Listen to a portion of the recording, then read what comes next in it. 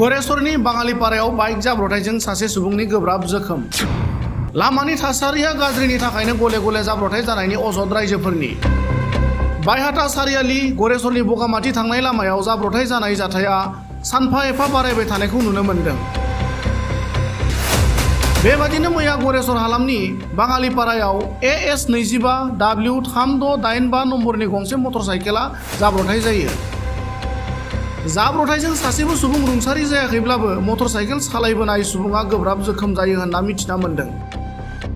जोखोम जानाय सुबुंखौ गरेसर हालामनिनो महरिपारानि होनना मिथिनानै मोन्दोंब्लाबो बिनि मुंखौ मिथिनाय जायाखै। उननि समाव जोखोम जानाय सुबुंखौ राइजोफोरा फाहामथायनि थाखाय गरेसर देहा फाहामसालियाव दैथायहरो। गुबुन फारसेथिं लामानि थासारिया मोजां नङैनि थाखाय गले गले जाब्रथाय जाबाय थासेयावबो सोरखारि बिफाना लामाखौ फोसाबफिननायनि जेबो राहा लानायखौ नुनो मोननाय जायाखै होनना ओनसोलनि राइजोफोरा दुखु मोननाय फोरमायदों।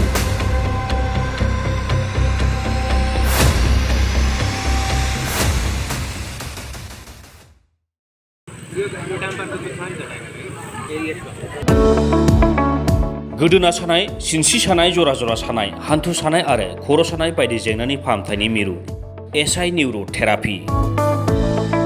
सापागुरिनि बेंटल गेटआव। आथिं फारसे थांनानै थाफ्लि खावसेयाव सागाबाय थायो आरो मैया नाजाफैदोंमोन नालाय दा एसे मोजां दं आरो।